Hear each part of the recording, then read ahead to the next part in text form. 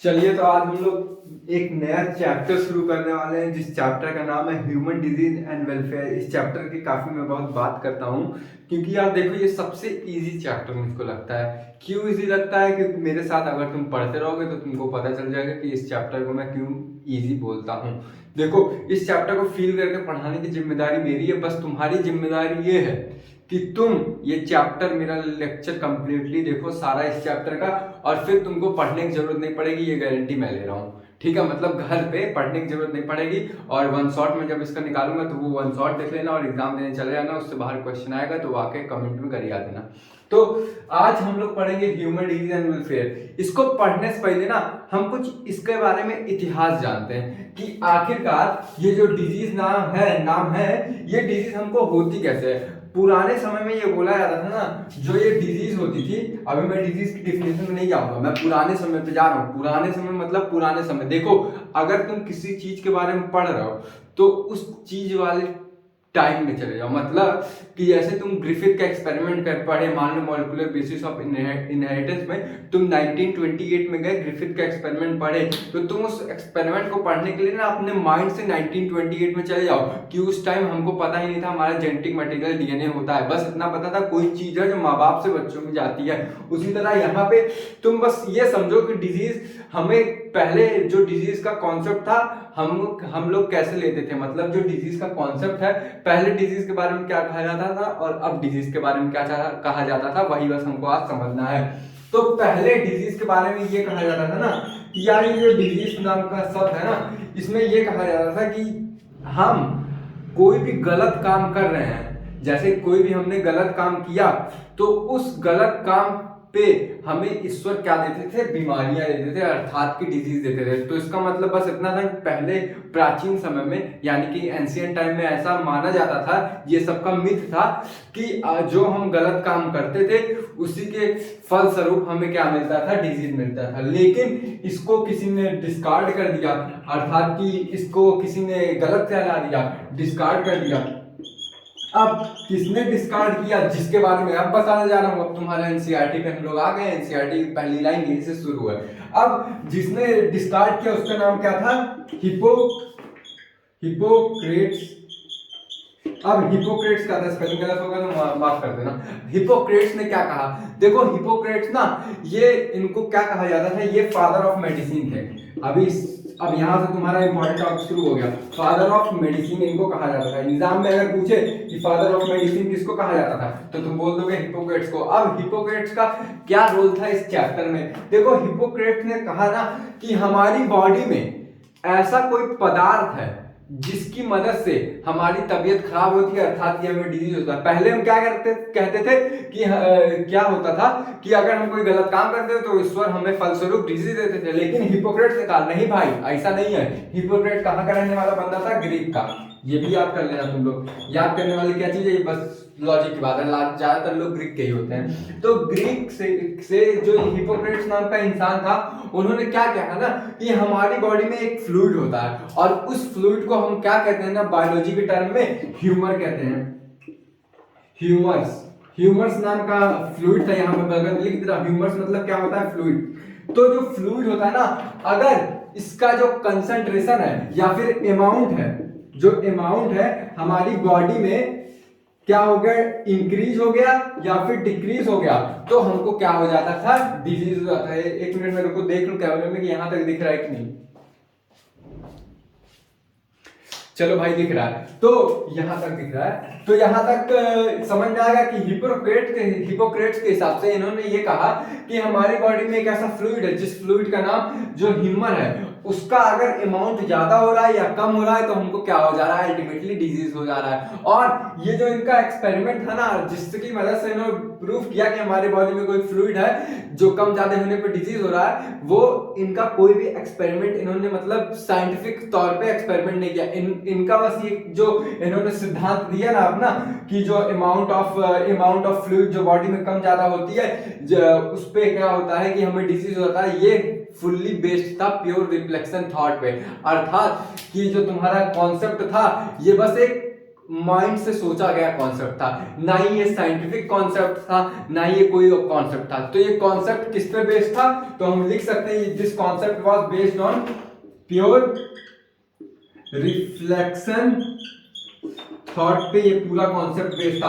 अर्थात कि ये जो पूरा उन्होंने कॉन्सेप्ट दिया ना, वो कॉन्सेप्ट जो इन्होंने दिया, बस उन्होंने बस सोचा कि हमारी बॉडी में कोई फ्लूइड होता होगा जिसके ज्यादा होने से या फिर कम होने से हमको डिजीज हो जाता था, और उसको इन्होंने क्या कहा, ये एक तरीके का pure reflection concept, pure reflection thought होता था। और इस जो पूरे कॉन्सेप्ट को इन्होंने किस नाम से दिया, मतलब कि ये पूरा जो कॉन्सेप्ट था ये किस नाम से मार्केट में, जैसे कोई पब्लिश करते हैं, कोई चीज बेचते हैं, उसका नाम कैसे रखते हैं ना, जैसे बिस्किट हम बेच रहे हैं तो बिस्किट का नाम क्या रहेगा, गुड डे रहेगा ना।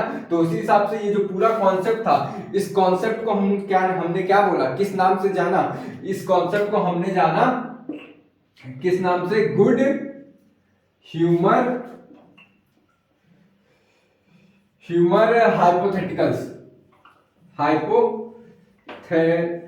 हाइपोथेसिस के नाम से जाना। अब गुड ह्यूमर हाइपोथेसिस मतलब यहां से तुम समझ लो कि गुड हाइपोथेसिस किसके द्वारा दी गया। अब मैं पूरा ये रिकैप मार रहा हूं, गुड ह्यूमर हाइपोथेसिस बोल दो, हाइपोथेसिस किसके द्वारा दिया गया, ये दिया गया हिपोक्रेट्स के द्वारा, नाम ही से क्लियर, हाइपोथेसिस और हिपोक्रेट। तो गुड ह्यूमर हाइपोथेसिस किसके द्वारा दिया गया, ह्यूमर के नाम हिपोक्रेट्स के द्वारा दिया गया। सॉरी, मैं आज थोड़ा मेरा जवान लड़का आ रहा है, तो फिर से मैं एक बार तुम लोग को रिपीट करवा रहा हूं कि जो हमारा गुड ह्यूमर हाइपोथेसिस था वो किसके द्वारा दिया गया था, हिपोक्रेट्स के, जो कहाँ रहते थे, जर्मनी रहते थे। और इन्होंने क्या बोला कि हमारी बॉडी में ऐसा ऐसा फ्लूइड है, उसको हमने ह्यूमर बोला, जिसका अमाउंट ज्यादा होने से या फिर कम होने से हमको क्या हो जाता है, डिजीज हो जाता है। इतनी बात समझ में आ गई। और ये जो इनका पूरा कॉन्सेप्ट था वो किस पे बेस्ड था, प्योर रिफ्लेक्शन थॉट पे, अर्थात कि इन्होंने ना कोई साइंटिफिक प्रूफ दिया ना कुछ वो दिया, बस इन्होंने सोचा कि हमारे बॉडी में कोई फ्लूइड होता होगा जिसकी वजह से हमको क्या हो जाता होगा, डिजीज हो जाता होगा। अब एक चीज और इन्होंने क्या बोला, इन्होंने बोला कि हमारे बॉडी में कोई फ्लूइड होता होगा। इतनी बात समझ में आ गई। तो फ्लूइड कौन कौन से हो सकते हैं, तुम जरा खुद सोचो, कॉमन सेंस लगाओ। फ्लूइड के फॉर्म में हमारी बॉडी में क्या क्या चीज है, एक होता है ब्लड होता है, अरे भाई ब्लड भी तो एक फ्लूइड टाइप का सब्सटेंस है। दूसरा वाटर होता होगा, क्योंकि हमारी बॉडी में 90 से 70% क्या है, वाटर है। और तुम्हारा बाइल जूसेस होते होंगे, बाइल जूसेस, अरे मेरे भाई बाइल जूसेस लीवर से निकलते हैं, जो हमारे बॉडी में पूरा फंक्शन देखते हैं, वो उनको क्या कहते हैं, बाइल जूस कहते हैं। तो इनके हिसाब से ना बाइल जूस दो प्रकार के थे, या फिर बाइल बोल लो, दो प्रकार के थे। एक था येलो बाइल, ये तुम्हारे एनसीईआरटी में नहीं लिखेगा, लेकिन मैं जो कॉन्सेप्ट बताने की कोशिश कर रहा हूं वो समझना। एक था येलो बाइल और एक था ब्लैक बाइल। अब तुम्हारे एनसीईआरटी में जो लिखा है वहां आ गया तुम्हारा मेन कॉन्सेप्ट। तुम्हारे एनसीईआरटी में बोला कि हिपोक्रेट्स के हिसाब से, हिपोक्रेट्स ने कैसे इसको प्रूव किया, कोई भी एक्सपेरिमेंट तुम कर रहे हो उसको कैसे प्रूव किए, तुम मार्केट में कोई चीज दे रहे हो तो तुमको पहले उसको प्रूव करना पड़ेगा कि तुम्हारा प्रोडक्ट खाने लायक है कि नहीं। तो वैसे ही इन्होंने क्या प्रूव किया कि जो बाइल है हमारी बॉडी में जो पाया जाता है उसमें क्या होता है, येलो बाइल होता है और ब्लैक बाइल होता है। लेकिन जैसे ही तुम्हारे बॉडी में ब्लैक बाइल का कंसंट्रेशन ज्यादा हो जाता है तो क्या होता है, तुम्हें अल्टीमेटली फीवर हो जाता है। इतनी बात समझ में आ गई। लेकिन भाई ये तुम्हारा डिस्कार्ड हो गया। क्यों डिस्कार्ड हो गया, क्योंकि अभी मैंने बताया कि जो हाइपोथेसिस, जो हिपोक्रेट्स ने एक कॉन्सेप्ट दिया था गुड ह्यूमर ऑफ हाइपोथेसिस, वो किस पे बेस्ड था, based on pure reflection thought. अर्थात कि इसका ना कोई प्रूफ था, ना कोई इस पे साइंटिफिक एक्सपेरिमेंट किया गया था। बस हिपोक्रेट्स ने सोचा कि हमारे बॉडी में कोई फ्लूइड रहता है जिसके ज्यादा होने से या कम होने से हमको डिजीज हो जाता है।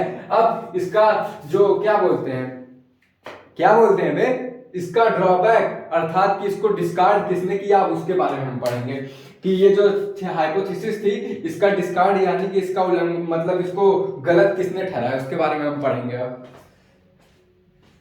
इतनी बात समझ में आ गई। इसका स्क्रीनशॉट ले लो, लेना चाहो तो। अब ये जो क्या बोलते हैं भाई, मेरा जो था गुड ह्यूमर हाइपोथेसिस, इसका डिस्कार्ड किसने किया, अर्थात किसको गलत किसने बोला। एक साइंटिस्ट था जिसका नाम था विलियम हार्वे। डिस्कार्ड, यहां पे मैं लिख दे रहा हूं, डिस्कार्ड ह्यूमर हाइपोथेसिस गुड लगा लेना, हाइपोथेसिस इसका डिस्कार्ड किसने किया था, तो लिख लो यहाँ पे गुड ह्यूमर हाइपोथेसिस का डिस्कार्ड किसने किया था, विलियम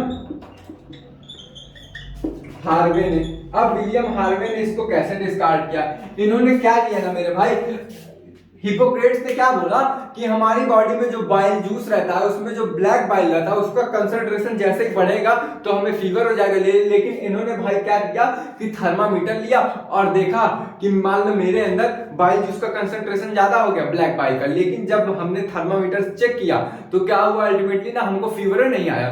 तो उसी को कॉन्सेप्ट देते, वो साइंटिफिक बेस्ड कॉन्सेप्ट इन्होंने दिया ना भाई, थर्मामीटर लिया चेक किया बाइल जूस ज्यादा था लेकिन तब भी फीवर नहीं हुआ, तो ये साइंटिफिक बेस्ड कॉन्सेप्ट होगा ना, लेकिन उनका तो क्या था, साइंटिफिक बेस्ड कॉन्सेप्ट नहीं था। तो इन्होंने वही किया कि थर्मामीटर लिया और एक इंसान लिया जिसमें बाइल जूस का कंसंट्रेशन ज्यादा था, और कौन से बाइल जूस का, ब्लैक बाइल जूस का, याद रखना। तो उन्होंने क्या किया, थर्मामीटर चेक किया लेकिन देखा कि वो आदमी में फीवर ही नहीं आ रहा है। और इनकी बात काहे जल्दी लोग मान लिए, क्यों मान लिए, जैसे मेरे भाई तुम खुद सोचो तुम्हारी बात कोई क्यों मानेगा, तुम या फिर पहले से ही कुछ इज्जतदार आदमी हो या फिर पहले से ही तुम्हारी सोसाइटी में कोई पहचान है तभी तुम्हारी बात मानेगा। तो इन्होंने भाई ना क्या डिस्कवरी की थी कि इन्होंने पहले से एक डिस्कवरी कर ली थी, और वो डिस्कवरी क्या थी तुम लोग जरा लिख लेना, ये तुम्हारे एनसीईआरटी में लिखा हुआ है। इन्होंने क्या किया था, डिस्कवरी की थी ऑफ ब्लड सर्कुलेशन की, इन्होंने डिस्कवरी की थी ब्लड सर्कुलेशन की, तभी इनकी बात जल्दी मान लिया गया, इनको प्रूव करने के लिए ज्यादा मेहनत नहीं लगी, बस इन्होंने थर्मामीटर लिया, अब एक्सपेरिमेंट में देखो ना, इनका थर्मामीटर लिया चेक किया देखा बाइल जूस ज्यादा लेकिन फीवर हो नहीं रहा, तो क्या हुआ अल्टीमेटली तुम्हारा जो हिपोक्रेट्स का गुड ह्यूमर हाइपोथेसिस था उसको डिस्कार्ड कर दिया, किसने किया, विलियम हार्वे ने। इतनी बात समझ में आ गई। और विलियम हार्वे ने क्या दिया था, विलियम हार्वे ने पहला तुम्हारा हिपोक्रेट्स का जो क्या था कॉन्सेप्ट था उसको गलत कहलाया, और साथ में इन्होंने क्या दिया, ब्लड सर्कुलेशन की डिस्कवरी की। इतनी बात समझ में आ गई, समझ आ गई ना मेरे भाई, अब लिख लो, हटा दे रहा हूं। अब देखो कहा ऐसा जाता है ना, एनसीईआरटी ये बोलती है कि हमारा जो माइंड है अर्थात कि हमारा भेजा जो है वो माइंड को ना दो चीज से ज्यादा प्रभाव पड़ता है, अर्थात कि हमारा माइंड ना जो इन्फ्लुएंस होता है दो चीजों से होता है। अब किस किस चीजों से हमारा माइंड इन्फ्लुएंस हो सकता है, देखो माइंड मोस्टली ना नर्वस सिस्टम से अटैच रहता है, तो हमारा पहला अगर नर्वस सिस्टम पे कोई प्रभाव पड़ा तो तुम्हारा माइंड डिस्टर्ब होगा, इतनी बात फिक्स समझ लो। जैसे ही तुम्हारा मान लो पीछे नर्वस सिस्टम पूरा गया है, यहाँ पे भी नर्वस सिस्टम है, इस पे अगर चोट लगे तो तुम्हारा माइंड खराब नहीं हो जाएगा, होगा मेरे भाई। तो तुम्हारा माइंड किसके द्वारा इन्फ्लुएंस भाई, किसके द्वारा होता है, पहला तो नर्वस सिस्टम से तुम्हारा माइंड इन्फ्लुएंस हो सकता है, और दूसरा तुम्हारा माइंड किससे इन्फ्लुएंस हो सकता है। जरा एक बात बताओ, जो इंडोक्राइन सिस्टम है, इंडोक्राइन सिस्टम में क्या आएगा, तुम्हारा जो ग्लैंड्स होते हैं, ग्लैंड क्या करते हैं तुम्हारा इंडोक्राइन, यहाँ पे क्राइन लिख लो, इंडोक्राइन सिस्टम से तुम्हारा माइंड डिस्टर्ब हो सकता है, यानी कि प्रभाव पड़ सकता है, इन्फ्लुएंस हो सकता है। कैसे हो सकता है, जरा ये भी सुन लो। जैसे मान लो कि तुम्हारे माइंड में कोई हार्मोन निकल रहा है, कौन कौन सा हार्मोन माइंड से निकल सकता है, पिट्यूटरी ग्लैंड से भी निकल सकता है, हाइपोथैलेमस से, तो वो सब हार्मोन ही है ना, अगर वो हार्मोन निकलना बंद हो जाए, तुम्हारा माइंड ही हाइपोथैलेमस पूरे बॉडी को मैसेज देता है कि भाई तुम यहाँ से ये वाला हार्मोन निकालो, यहाँ से ये वाला हार्मोन निकालो। अब जब भैया जो हार्मोन सब वही नहीं निकलेगा तो तुम्हारा माइंड जो डिस्टर्ब नहीं होगा। तो हमारा माइंड किसके द्वारा इन्फ्लुएंस होता है, अगर एग्जाम में पूछे तो सीधे बोलना नर्वस सिस्टम और या फिर इंडोक्राइन सिस्टम से। अब एक और चीज एनसीईआरटी बोलती है, एनसीईआरटी बोलती है कि अगर हमारा जो क्या है इम्यून सिस्टम प्रॉपर वर्क नहीं करेगा तो हमको क्या हो जाएगा, डिजीज हो जाएगा। और अगर हमारा इम्यून सिस्टम प्रॉपर वर्क करेगा तो हमको क्या होगा, हम क्या कहलाएंगे, हेल्दी पर्सन कहलाएंगे। अब तुम बोलोगे कि मैं कैसे तुम्हारी बात मान लूं, अरे मेरे भाई बात मत मानो, मैं प्रूफ कर दे रहा हूं तुम्हारे सामने। अगर तुम्हारा इम्यून सिस्टम वर्क नहीं किया तो तुम्हारे जो पैथोजेंस है, तुम्हारे नहीं मतलब जो फॉरेन पैथोजेंस है वो आएंगे तुम्हारी बॉडी पे इजीली अटैक कर देंगे, तो अल्टीमेटली तुमको क्या हो जाएगा, डिजीज हो जाएगा। लेकिन अगर तुम्हारे बॉडी में इम्यून सिस्टम बाहर से लेकर अंदर तक, सारे इम्यून सिस्टम जो है बाहर से लेकर अंदर तक सब इम्यून सिस्टम का काम करते हैं, कैसे करते हैं वो तुमको इम्यून सिस्टम वाले टॉपिक में बताऊंगा। तो अगर वो प्रॉपर वर्क किया तो अल्टीमेटली तुम क्या रहोगे, हेल्दी रहोगे, क्योंकि तुम्हारे बॉडी में जैसे ही कोई फॉरेन पैथोजन आएगा या फिर पैथोजन बोल लो आएगा तो हमारा बॉडी जो है उसको मार देगा। इतनी बात समझ में आ गई, इसका स्क्रीनशॉट लेना है ले लो। हाँ भाई साहब अब हम ये जानते हैं कि हमारी हेल्थ ना, तो हेल्थ कैसे खराब होती है। हेल्थ खराब होने से पहले क्या मैं डिफिनेशन बता दूं? नहीं, पहले हम ये जानते हैं कि हमारी हेल्थ कैसे इफेक्ट होती है। अब तक हमने ये जाना कि हमारी हेल्थ कैसे मेंटेन हो सकती है, जब हमारा इंडोक्राइन मतलब जो हमारा क्या है इम्यून सिस्टम प्रॉपर वर्क करे तो हमारी हेल्थ सही रहेगी, अगर नहीं वर्क करेगा तो हमारी हेल्थ खराब हो जाएगी। और हमारा जो माइंड है उसको इन्फ्लुएंस कौन कौन कर सकता है? नर्वस सिस्टम कर सकता है या फिर इंडोक्राइन सिस्टम। और अगर हमारा माइंड इफेक्ट हुआ या फिर इन्फ्लुएंस हुआ तो हमारी हेल्थ ऑटोमेटिकली खराब हो सकती है। तो अब हम ये जानेंगे ना कि हेल्थ कैसे हमें इफेक्ट कर सकती है, अर्थात कि जो हेल्थ है वो हमारी कैसे खराब हो सकती है। तो यहाँ पे मैं नया हेडिंग डालने जा रहा हूं कि हेल्थ अफेक्टेड बाय, अर्थात कि हमारा जो हेल्थ है वो कैसे कैसे इफेक्ट हो सकता है। तो सबसे पहला हमारा हेल्थ उस तरह इफेक्ट हो सकता है जैसे कि हमको हो जाए जेनेटिक डिसऑर्डर। जेनेटिक डिसऑर्डर मतलब क्या होता है? जैसे कि माँ बाप से कोई चीज बच्चों में आ रहा है, कोई डिजीज बच्चों में आ रही है, जैसे कि तुम्हारा क्या हो गया, हीमोफीलिया हो गया, कलर ब्लाइंडनेस हो गया। ये दोनों डिजीज जो है सेक्स लिंक डिजीज है, अर्थात कि तुम्हारा माँ बाप में अगर ये डिजीज रहा तो बच्चों में भी ये डिजीज आ सकता है। तो क्या मैं ये बोल सकता हूँ कि हमारा हेल्थ जो है इफेक्ट कर सकता है किसके द्वारा? जेनेटिक डिसऑर्डर के द्वारा। तो यहाँ पे पहली पॉइंट हो गई, हमारा हेल्थ किसके द्वारा इफेक्ट हो सकता है? Genetic disorder.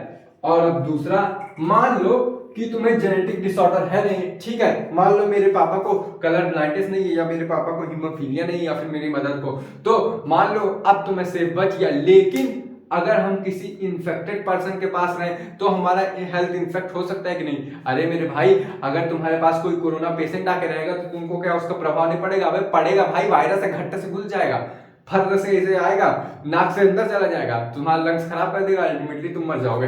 तो तुम्हारा इन्फेक्टेड पर्सन के पास रहोगे तो तुम्हारा क्या हो सकता है? तुम्हारे हेल्थ कहीं ना कहीं प्रभाव पड़ सकता है। तो हमारी हेल्थ किसके द्वारा भी इफेक्ट हो सकती है? पहला जेनेटिक डिसऑर्डर से, दूसरा इन्फेक्टेड पर्सन से, या फिर तुम इन्फेक्शन बोल लो।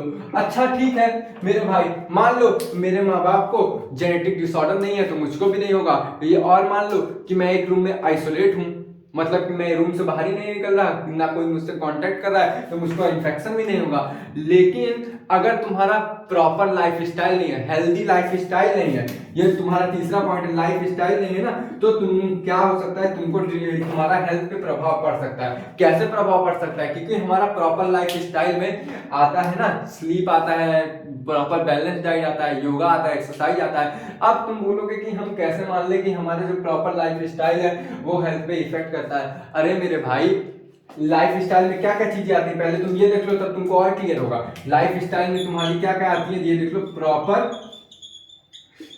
स्लीप आती है, यहाँ तुम्हारा बैलेंस डाइट आता है, और क्या आता है तुम्हारा प्रॉपर लाइफ स्टाइल में? यहाँ पे तुम्हारे एक्सरसाइज आते हैं, यहाँ पे तुम्हारे योगासन आते हैं, और क्या क्या आता है मैं देख लेता हूँ एक बार एनसीईआरटी से, और क्या क्या मैंने लिखा है। हाँ, या और तुम्हारा आता है हाइजीन आ जाता है। अब इससे कैसे तुम्हारा हेल्थ इफेक्ट पड़ सकता है अगर ये सब चीजें तुम नहीं करोगे? तुम देख मेरे भाई, अगर तुम प्रॉपर सोओगे नहीं ना तो तुमको हमेशा नींद आती रहेगी, तो हमेशा नींद आएगी तब भी तुम्हारा हेल्थ इफेक्ट कर देगा। लेकिन मान लो तुम प्रॉपर डाइट नहीं ले रहे हो, जैसे कि कार्बोहाइड्रेट, डाइट में क्या क्या आता है? कार्बोहाइड्रेट, प्रोटीन, फैट, विटामिन और वाटर आता है। तो अगर तुम पानी ना पियो तुम्हारे अंदर डिहाइड्रेशन हो जाएगा, या फिर तुम कार्बोहाइड्रेट ना लो तो तुम काफी पतले हो जाओगे, प्रोटीन ना लो तुम्हारे अंदर एनर्जी नहीं आएगी और तुम्हारी मसल्स वीक हो जाएंगे। तो कहीं ना कहीं प्रोटीन जो प्रॉपर बैलेंस डाइट है वो भी हमारा क्या हेल्थ को इफेक्ट कर रही है। अगर हम ये सब बैलेंस फॉर्म में लेंगे, ये सब अच्छी मात्रा में लेंगे, तो हमारा हेल्थ, जो हमारा शरीर है वो क्या रहेगा? हेल्दी रहेगा। अगर हम प्रॉपर एक्सरसाइज ना करें, एक जगह बैठे रहे, बैठ के टीवी देखें, बैठ के ऑनलाइन क्लास करें, तब भी हमारे हेल्थ पे प्रभाव पड़ेगा। ऐसा नोटिस कर लेना, अगर तुम एक साल तक बैठ के कहीं पे एक जगह बैठ के तुम सीधे बस बैठ के कोई चीज करो ना, तब भी तुम्हारा हेल्थ पे प्रभाव पड़ जाएगा। या फिर योगा आसन करो, योगा आसन नहीं करोगे तब भी तुम्हारे हेल्थ पे प्रभाव पड़ता है। नहीं करोगे, वैसे योगा आसन वाला इतना जरूरी नहीं है तो इसको हटा दो मेरे भाई।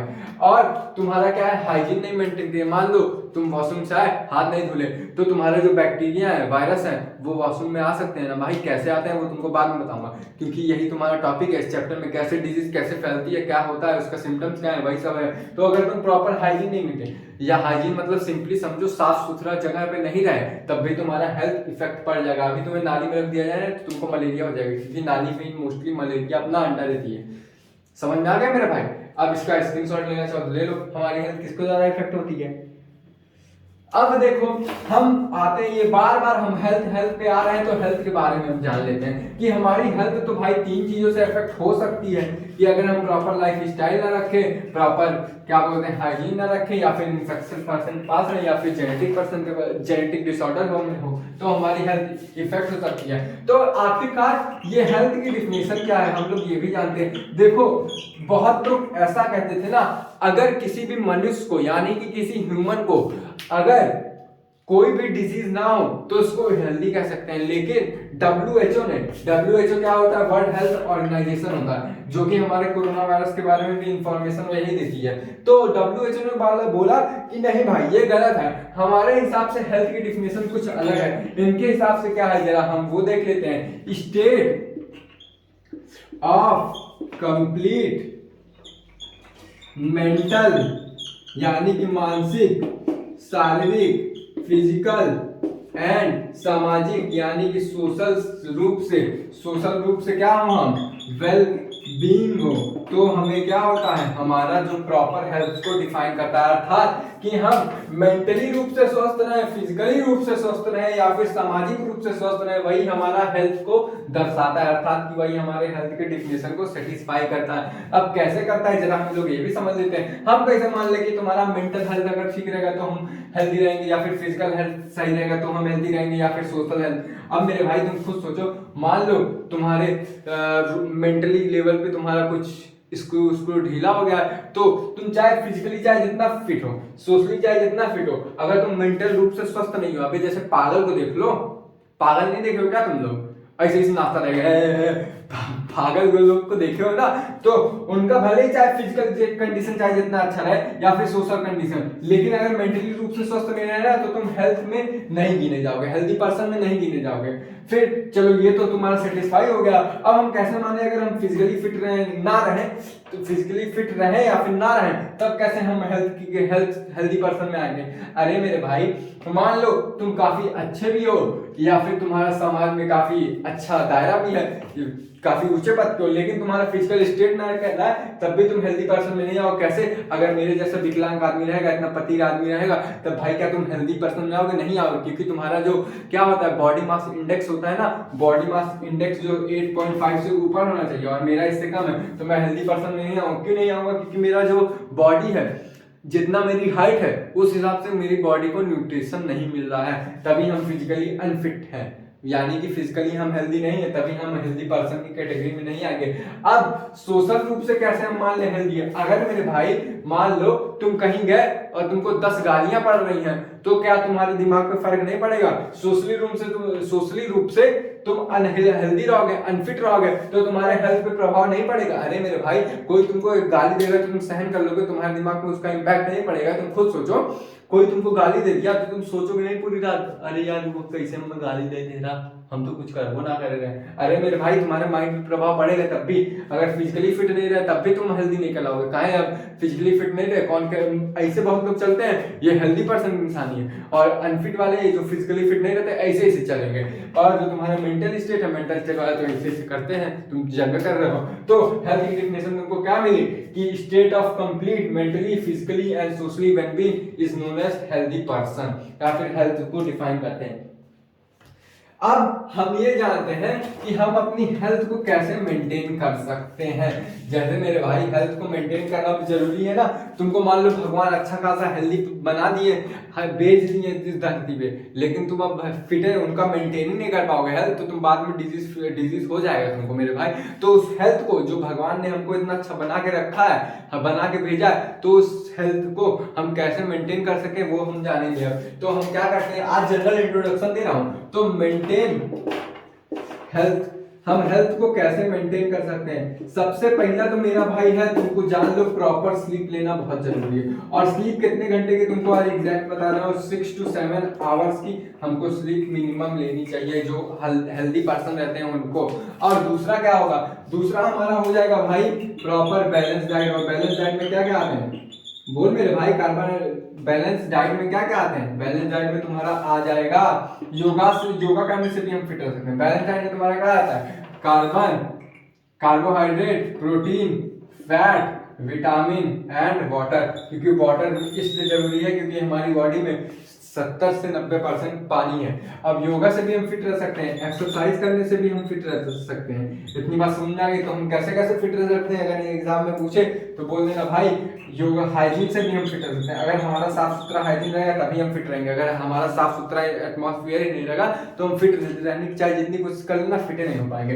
तो अगर कोई पूछे कि हम अपनी बॉडी में हेल्दी कैसे मेंटेन कर सकते हैं, अपनी बॉडी को हेल्दी कैसे मेंटेन कर सकते हैं, मेंटेन करने की बात कर रहा है, तुम पहले से हेल्दी हो अब उसको मेंटेन करना पड़ेगा ना। किसी चीज को मेंटेन नहीं करोगे भाई तो तुम हैप्पी बर्थडे टू यू हो जाएगा, मतलब डेथ एनिवर्सरी हो जाएगी। सलमान खान, शाहरुख खान अपने आप को मेंटेन किए भाई हेल्थ को, तभी आज 55 साल हो गया, बूढ़े नहीं दिखते हैं। कॉमन सेंस लगाओ। अभी तुम और किसी को 55 साल के बुढ़े को देख लो कैसे दिखता है। तो हमें प्रॉपर स्लीप लेनी चाहिए, एक प्रॉपर बैलेंस डाइट लेनी चाहिए और हमें डेली योगा करना चाहिए। योगा करने से भाई हमारा बहुत फायदा होता है। योगा में कैसे कैसा, मतलब योगा क्या करता है, योगा दो काम करता है, हमारा फिजिकल भी सही करता है, फिजिकल के साथ साथ मेंटल भी सही करता है। अरे मेरे भाई अगर तुम खुद सोचो, अगर हम योगा किए तो हम फिजिकली भी फिट रह सकते हैं, मेंटली भी फिट रह सकते हैं। देखो सोशल भी इंपॉर्टेंट है, लेकिन फिजिकली मेंटली फिट रहोगे ना, तुमको कोई कितना भी गाली दे देगा तुम पे फर्क नहीं पड़ेगा। आप ज्यादा दे रहे तो भाई फर्क तो पड़ भी करेगा, इंसान हो तुम भी। तो हमारा योगा अकेले का काम भाई कर दे रहा है, तो योगा करो मेरे भाई। और एक्सरसाइज करोगे तो तुम फिजिकली वैसे भी फिट रहोगे और हाइजीन मेंटेन करोगे तब भी तुम फिट रहोगे। इतनी बात समझ आ गई। इसका स्क्रीनशॉट लेना है तो ले लो। अब हम जानते हैं, बहुत देर से मैं चिल्ला रहा हूँ, डिजीज हो जाएगा अगर हम प्रॉपर बैलेंस डाइट नहीं लेंगे, फलाने नहीं लेंगे, हमारा इम्यून सिस्टम अगर प्रॉपर वर्क नहीं करेगा तब भी डिजीज हो जाएगा। अगर हमारा माइंड इन्फ्लुएंस हो जाएगा, किससे हो जाएगा, नर्वस सिस्टम हमारा प्रॉपर वर्क नहीं करेगा और एंडोक्राइन हार्मोन प्रॉपर नहीं वर्क करेगा तो हमारा क्या होगा, माइंड इन्फ्लुएंस हो जाएगा। और अगर माइंड इन्फ्लुएंस होगा तो डिजीज हो जाएगा। अब भाई ये डिजीज है क्या, उसके बारे में भी जानते हैं। पहले तो हमने डिजीज डाला कि हमारे जो बॉडी में लिक्विड है ऊपर नीचे हो जाते हैं तो हमें डिजीज हो जाती। अब ये आखिर डिजीज है क्या उसके बारे में हम जानते हैं। तो हमारी अगली हेडिंग क्या है, व्हाट इज डिजीज। क्या मैं ऐसे कर दूं, समझ ले मेरे भाई। अब डिजीज हम लोग एक काम करता लिख देता हूं वरना तुम बोलोगे आलसी हूं। डिजीज, आखिर ये डिजीज होता क्या है। देखो अगर मेरी भाषा में समझो ना, कि अगर हमारी बॉडी में कोई तकलीफ होने लगे, अनईजीनेस हमारी बॉडी में फील होने लगे तो उसी को हम डिजीज कह सकते हैं। अरे मेरे भाई कह सकते हैं कि नहीं, अगर मान लो कि तुम लंगड़ा के चल रहे हो तो तुमको डिजीज हुआ कि नहीं, या फिर तुम्हारा पेट दर्द कर रहा है तो तुमको डिजीज हुआ कि नहीं, तो वो अनसहज या फिर अनईजीनेस हमको क्यों फील हो रही है, क्योंकि हमारे बॉडी में कोई डिजीज है। तो एक डिजीज की डिफिनेशन मैं अपने मन से लिख रहा हूं, फिर दूसरी तुम्हारे एनसीईआरटी वाली में छापूंगा क्योंकि वो जरूरी है। तो हमारी बॉडी में फीलिंग ऑफ अनईजीनेस, अगर हमारी बॉडी में कोई असहज चीज महसूस हो उसी को हम क्या कहते हैं, डिजीज कह देते हैं। लेकिन हमारी जो एनसीईआरटी माता है उन्होंने क्या कहा, उनका कहना यह है कि अगर हमारी बॉडी में कोई ऑर्गन या पूरा ऑर्गन सिस्टम या फिर 2 से ज्यादा ऑर्गन सिस्टम अगर प्रॉपर वर्क ना करे तो हमको क्या हो जाएगा, डिजीज हो जाएगा। अब तुम बोलोगे मैं कैसे मान लूं भाई, कैसे मान लूं कि हमारी बॉडी में एक ऑर्गन नहीं वर्क किया या फिर कई सारे ज्यादा ऑर्गन नहीं वर्क किए तो डिजीज हो जाएगा। अरे मेरे भाईवा, जब हार्टवा पंप नहीं करेगा तो हार्ट अटैक आ जाएगा, तो कोई डिजीज हो जाएगा। कार्डियक अरेस्ट डिजीज में आता है, हार्ट अटैक डिजीज है। अगर मान लो कि तुम्हारे वेन्स ब्लॉकेज हो गई, आर्टरी ब्लॉक हो गई, तो वो भी तुम्हारा एक कंप्लीट ऑर्गन को ब्लॉक कर देगा नहीं, क्योंकि जो आर्टरीज है या फिर कैपिलरीज है जो हार्ट में जा रही है वो भी बंद कर देगी। मैं हार्ट का इसलिए समझा रहा हूँ क्योंकि मुझे कार्डियोलॉजिस्ट बनना है। और अब मान लो कि तुम्हारा किडनी नहीं काम कर रहा, तब भी तो तुम्हारा भाई यूरिन, जो किडनी में तुम्हारा यूरिन निकलता है, अब यहाँ से तुम्हारा वाटर एब्जॉर्ब भी नहीं होगा तो तुम्हारा क्या होगा, यहाँ जो यूरिनरी ब्लैडर में तुम्हारा प्रोटीन भी आ जाएगा, तो अल्टीमेटली क्या होगा, अगर तुम्हारा किडनी वर्क नहीं किया तब भी तुमको डिजीज हो जाएगा। तुम्हारा जो यूरिन के थ्रू तुम्हारा प्रोटीन निकलने लगेगा, और जो प्रोटीन निकलता है तो भाई उसको भी हम लोग डिजीज की श्रेणी में डाल देते हैं। तो हमारा जो डिजीज का डेफिनेशन है अकॉर्डिंग टू एनसीईआरटी वो क्या है, इम्प्रॉपर, अर्थात कि कोई भी चीज है वो प्रॉपरली ना वर्क करे, इम्प्रॉपर फंक्शन, जो प्रॉपर फंक्शन करती है उसका, इम्प्रॉपर फंक्शन ऑफ ऑर्गन और more than one organ is known as disease. अर्थात कि हमारी बॉडी में एक या एक से ज्यादा ऑर्गन वर्क प्रॉपरली नहीं कर रहे हैं तो उसको हम किसकी श्रेणी में रखेंगे, डिजीज की श्रेणी में। अब डिजीज हमको कैसे हो रही है, हमको कैसे पता चलेगा? अरे मेरे भाई, जैसे ही मान लो कि तुमको हार्ट ब्लॉक हुआ, तुम्हारा आर्टरीज, हार्ट वाला जो ऑर्टा है या फिर कैपिलरीज है या फिर आर्टरीज है या फिर पल्मोनरी आर्टरी है, कुछ आर्टरी को वे कौनो वेन्स हो, मान लो ब्लॉक हो गई हार्ट के पास वाली, तो तुम्हारा पहला साइन क्या आएगा, क्या आएगा मेरे भाई, तुमको पसीना होने लगेगा। तो हमारा उसमें क्या, अगर हम बोले कि हमको कोई भी डिजीज हो गई तो उसमें अनप्लीजेंट सिम्टम्स आने लगेंगे। अब जब अनप्लीजेंट सिम्टम्स आने लगे उसमें क्या क्या आएगा, पहला तुम्हारा लक्षण आने लगेगा, फिर साथ में उसके सिम्टम्स भी आने लगेंगे।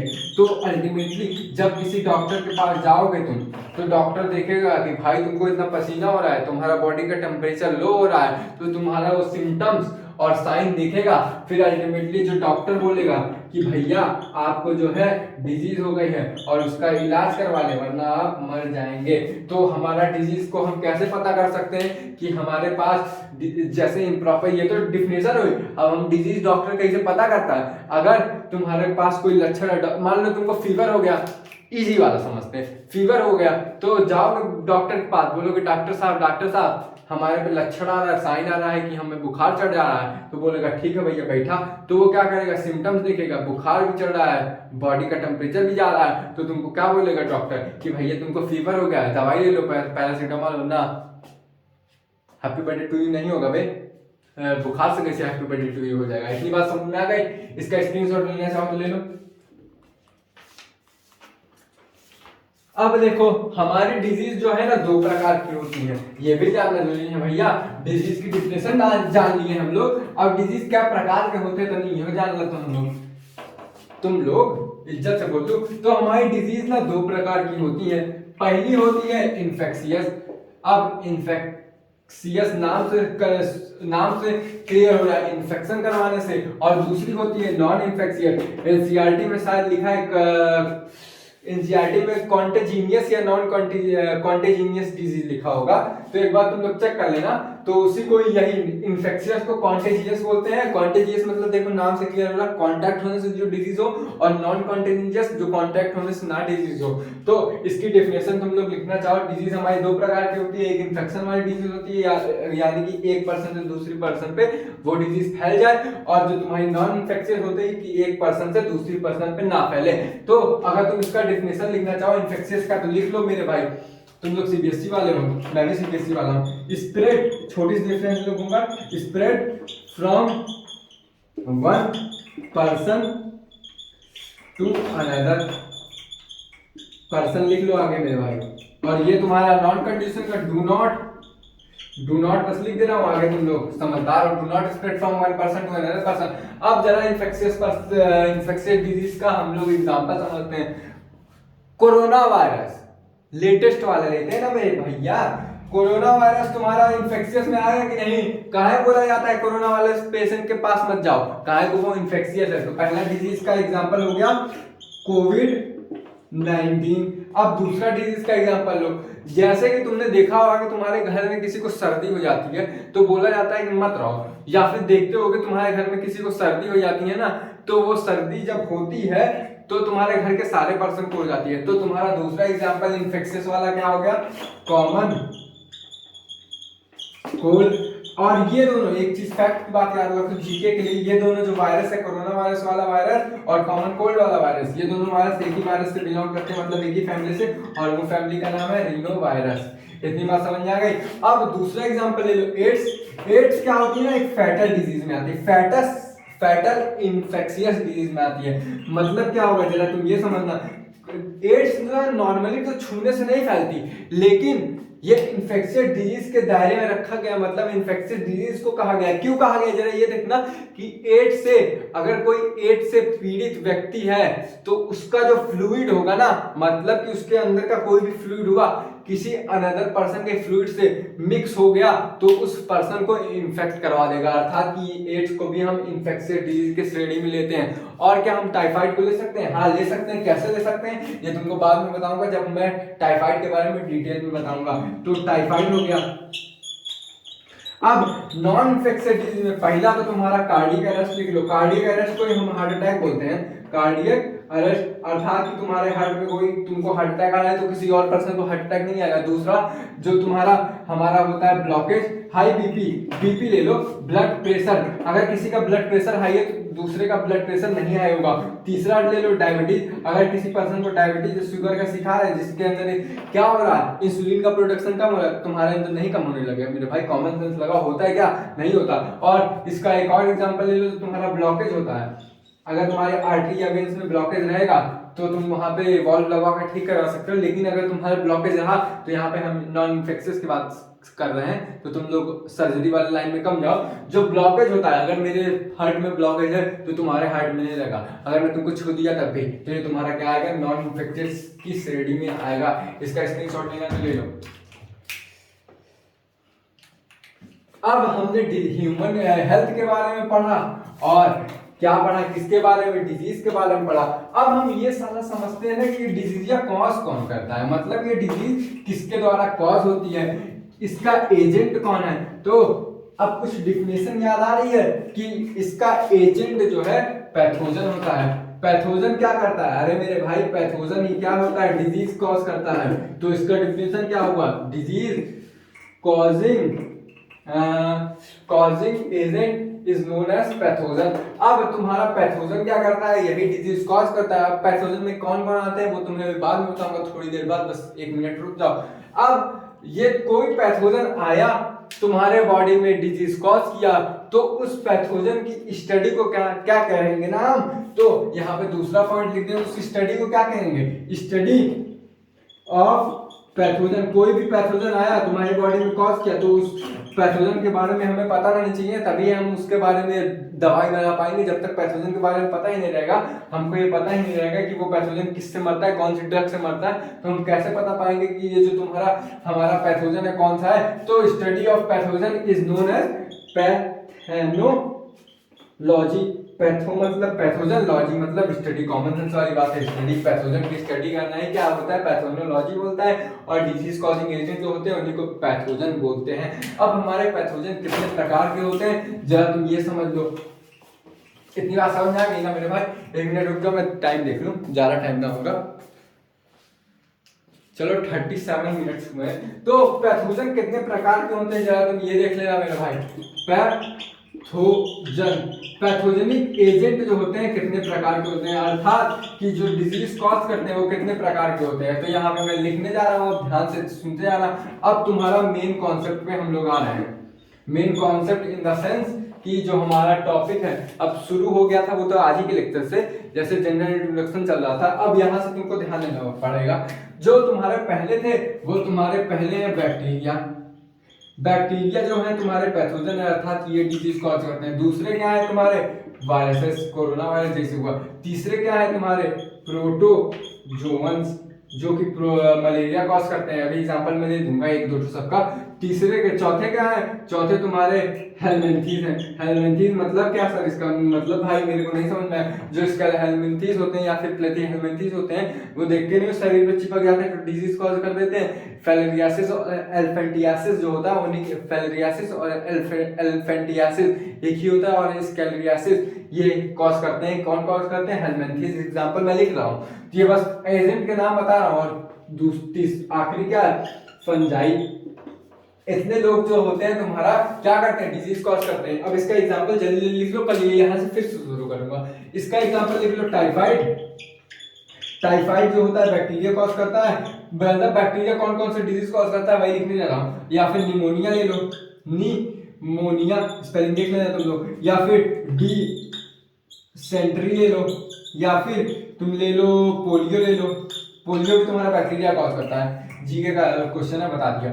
और वायरस में क्या आएगा, वायरस कौन कौन सी डिजीज कॉज करेगा, पहले तुम कोविड-19 लिखो फट से, दूसरा क्या है कॉमन कोल्ड है, और एनसीईआरटी के हिसाब से चल रहा हूँ। और यहाँ पे बैक्टीरिया में कुछ और डिजीज लिख दो, क्या है तुम्हारा, एक और लिख लो डिप्थीरिया, डिप्थीरिया क्योंकि एनसीईआरटी में लिखा है डिप्थीरिया। और यहाँ पे कोविड-19 होगा, कॉमन कोल्ड हो गया, और तुम्हारा एड्स हो गया, जो एनसीईआरटी में दिया हुआ मैं लिख रहा हूँ। एड्स मतलब एचआईवी में। पैथोजन से कौन कौन होता है, पैथोजन तुम्हारा एक बहुत ही कॉमन है जो है मलेरिया, और तुम्हारा क्या है एमीबियासिस, एमीबियासिस। ये कौन कॉज करते हैं, मलेरिया। मलेरिया कॉज करवाता है क्या, प्रोटोजोआ। इसको कौन करवाता है, मलेरिया को प्लाज्मोडियम। और ये एमीबियासिस कौन करवाता है, एंटामीबा हिस्टोलिटिका। अभी बस सुनते जाओ, ये सब अच्छे से पढ़ा हूँ।